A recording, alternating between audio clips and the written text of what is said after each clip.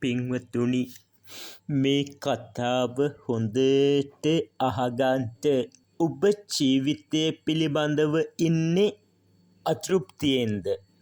ඔබ ජීවිතය පිළිබඳව ඉන්නේ වේදනාවෙන්ද? ඔබ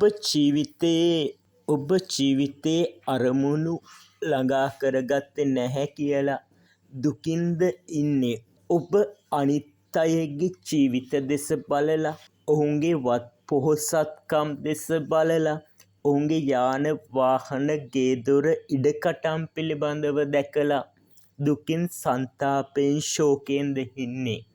හූල්ලද ඉන්නේ? අනේ එයාට නම් හොඳට වස්තුව තියෙනවා, සැප සම්පත් තියෙනවා, අපිට නැහැනේ කියලා සමාජ මාධ්‍යයේ Facebook වල තියෙන විස්තර දැකලා එයාලා නම් සතුටින් ඉන්නවා අපට නැහැ කියලා. ඔබ දුකින් පසුතැවිල්ලෙන් ඉන්නවද?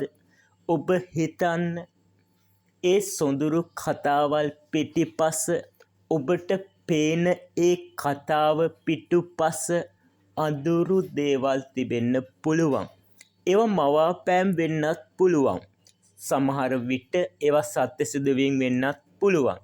ඔබ හිතට ගන්නට ඕන කාරණාව තමයි, අනුන්ගේ ලස්සන ජීවිත දෙස බලලා හූල්ල ඉන්නවාට වඩා තමන්ගේ ජීවිතය පුළුවන් තරමින් සාර්ථක කරගන්න, තමන්ගේ ජීවිතය සතුටින් ගෙවන්න, තමන්ගේ ජීවිතය පියවරක් හරි ඉදිරියට ගෙනියන්න මාර්ග හොයන එක, ඒ සඳහා කැපවෙන එක, ඒ සඳහා වෙහෙසවන එක, ඒ සඳහා කටයුතු සිදු කරන එක.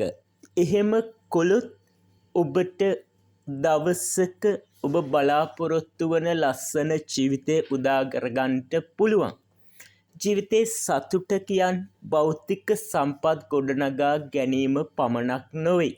සිතේ සැහැල්ලුව, සැනසීම, ආධ්‍යාත්මික සුවය ළඟා කර ගැනීම. ඒ සඳහා ඔබට ගන්න පුළුවන් මාර්ගය තමයි බෞද්ධ දර්ශනය. මේ බෞද්ධ දර්ශනයත් එක්ක ඔබ ජීවිතය ඉදිරියට ගෙනියන්න. ඒ අනුව තමාගේ ක්‍රියාකලාපය හදාගන්න.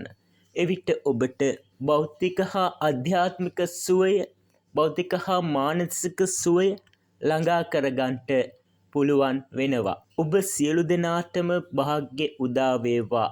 තෙරුවන් සරණයි.